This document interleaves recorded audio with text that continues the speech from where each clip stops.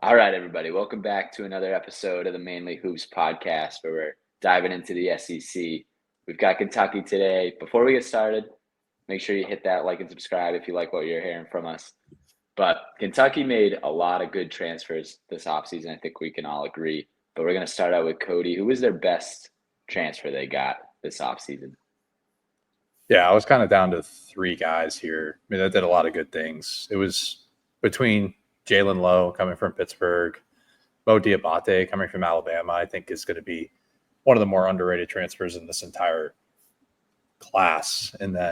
But the guy I ultimately went with is Jayden Quaintance, probably the top NBA prospect that came to Kentucky. I mean, he's getting top 5 buzz right now just for his upside, and I absolutely see it. And the reason I went with Quaintance is because I think he actually gives Kentucky championship upside this coming season.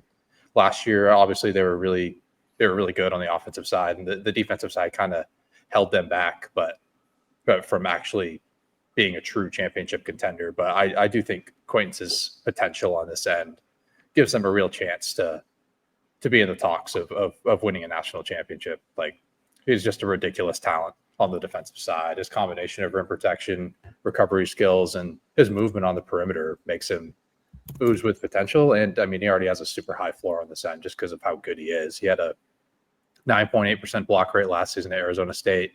Just a crazy wingspan for his height. I believe it was reported to be at 7'5" was his wingspan. He's only 6'9", so it's like a +8, which is pretty ridiculous. And he has a great vertical to go along with it, and he can either block shots with his verticality as the primary defender, because he really doesn't foul all that much either. At 3.5 fouls per 40 is pretty solid for a big man. And he can also be a great weak side rim protector. He's kind of always looking to make a play. He's kind of always looking for a block shot, which help. I mean, it's great for the playmaking aspect, but it sort of hurts him at times. He's out of position at times. He kind of gets lost.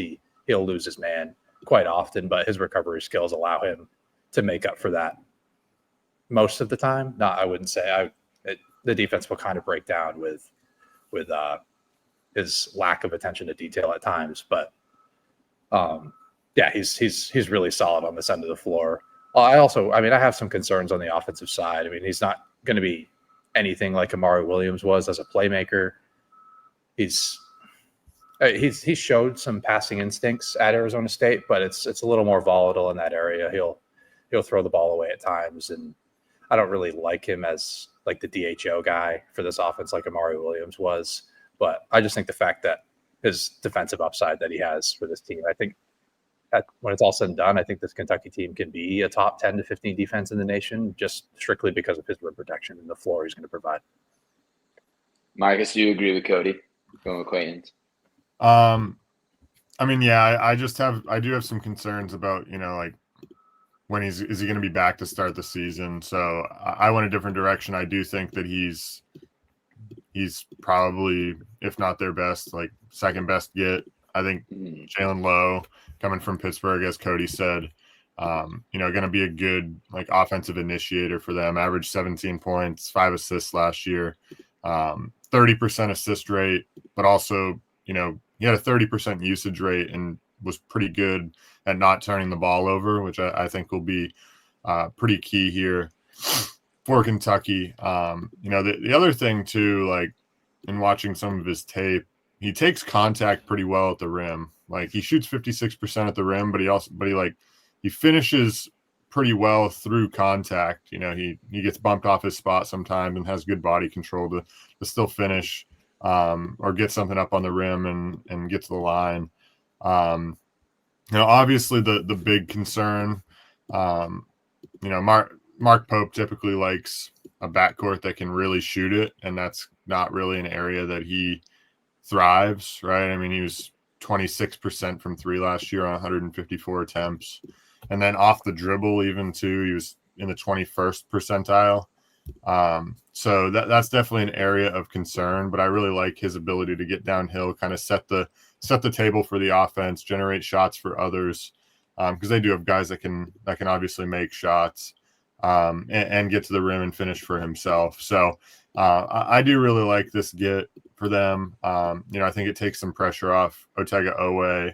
Denzel Aberdeen's obviously going to have a role here as well, coming over from Florida. But I really like Lowe. But to your point about Quaintance and Dioubate, both of them are absolute menaces on the boards, right? Dioubate, 13% offensive rebound rate, 24% defensive rebound rate at 6'7", nonetheless. Like super, super impressive. And then Quaintance, similar, right? 11.8% on the offensive glass, 18.4% on the defensive glass. And then, like you said, as a shot blocker, near 10% block rate.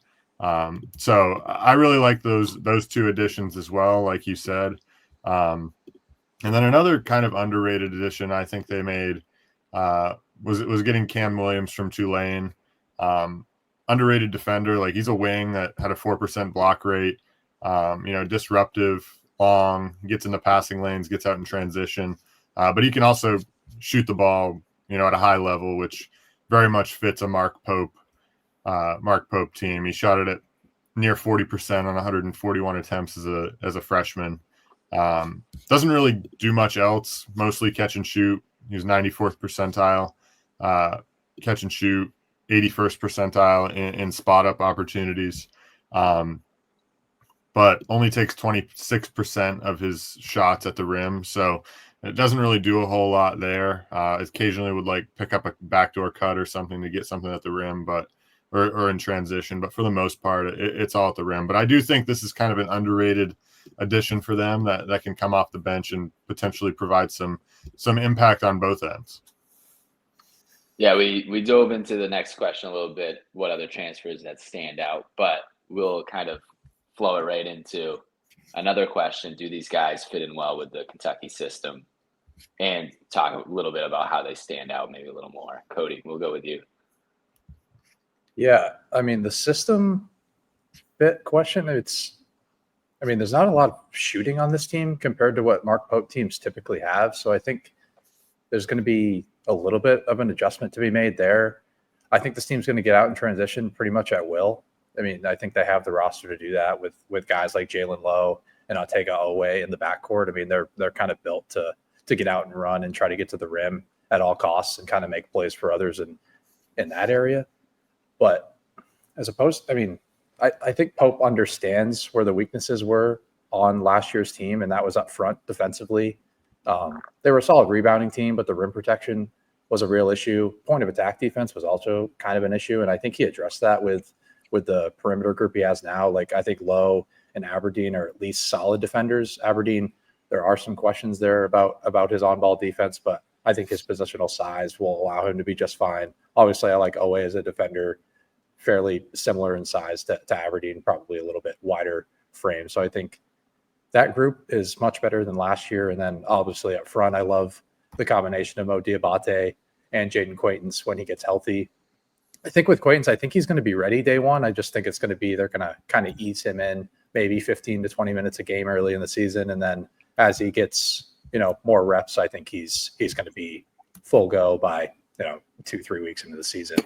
And I think, Cam Williams, I don't really think people talk about how much of an impact he can be defensively. I know Marcus touched on it a little bit, 4% block rate, 3% steal rate, but he played in that weird zone at Tulane under Ron Hunter. So wasn't really allowed to showcase what he truly is defensively. And I think, from what I saw in the film, from what I could see him defending in space, I thought it was really good. I think he's going to be a real plus impact. I think he might have more of a defensive impact than he does on the offensive end. Like, he had a 12% usage on offense at Tulane last season, mostly just a catch and shoot guy. But I really think his versatility defensively to be able to guard really maybe even 1 through 4, depending on what the matchup is at the 4. I think he's going to really be able to provide some versatility there. So yeah, I think Pope understands where the issues were last year, and I think he addressed them pretty well at the cost of a little bit of shooting. But I'll always trust Pope to be able to generate efficient offense. Marcus, let's hear it from you. How do these guys fit into the Kentucky system? Yeah, I think Cody hit the nail on the head with, they're going to probably have to adapt a little bit, change the way they play. But I think with their defense being much better, with, the back line being able to protect the rim better, I think like some of those block shots are going to lead to a lot of transition runouts, which is definitely going to bode well for them scoring the ball easily. Their shooting is not what it was last year, obviously. I mean, like Cam Williams came over, like Owe, what did he shoot last year? He was like 35%. Aberdeen coming over, he's about 35%. No, we haven't really touched on Aberdeen yet. I don't really know what to expect from him because he's never really had like a big role. And at times when he's had to kind of expand his role, whether it was like guards in foul trouble or Florida was really like searching for offense, like sometimes it worked out for him, but he fell victim to kind of a poor shot quality. He'd go off the dribble in ISO and kind of take some of these like followays from 12, 15 feet. He's not afraid to just kind of like throw it up there from 25 plus feet. So I do wonder like how he's going to be, because obviously like Lowe and Owe are going to have the ball a lot more. So, you'd have to expect Aberdeen's going to be off the ball more often than not. So like he was 76th percentile last year on catch and shoot opportunities. So, I guess if he can provide them with that and, right around that 35-36% 3-point percentage and not try to do too much, I think, he'll fit in quite well. So my next question is a way too early prediction, of course, on the season, but they were a 3 seed last year. What can we expect from the Wildcats this year? Cody, we'll go with you. I think we can expect better, honestly. I think this team has I think their ceiling, if you want me to give a ceiling floor, I think their ceiling is a national championship because of the adjustments that they made on the defensive end. I think this team can truly be a top 10 defense in the country when Quaintance is full go, completely healthy, playing 25 to 30 minutes a game. I'm extremely high on Mouhamed Dioubate and what he can do on both ends of the floor.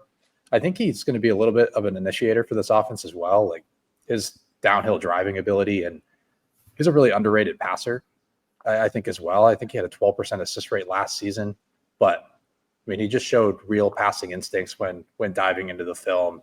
And yeah, he's extremely tough to stop in the open floor. Like he gets to the free throw line at a 57% rate, 71st percentile rim scorer on super high volume. And yeah, I think their rebounding is going to be much better as well with the Quaintance and Dioubate combo there. I mean, they could end up being a top 100 offensive rebound rate team, which is not typical of Mark Pope teams, which is just going to give them another element to kind of mask the lack of shooting that they had on this year's roster. But yeah, I think this team has true championship upside. I think they can be a 1 seed. And I guess if it takes them a little bit of time to adapt on the offensive end, I could see them kind of sliding to be like a 5 or a 6 seed. And maybe the defense isn't as great as I imagined it to be right now. So yeah, I think 5 or 6 seed with like a potentially first weekend exit is probably the floor. Marcus, let's do ceiling and floor and expectations. Yeah. I think like Cody said, ceiling is probably like Final Four national championship.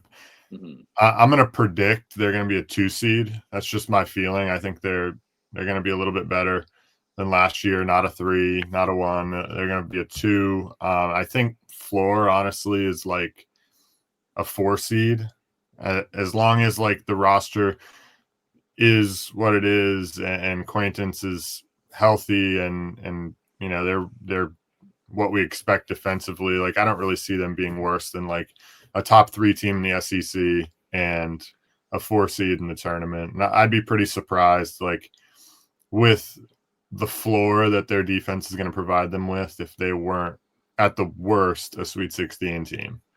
I'd be pretty surprised if they weren't. So we'll say like floor.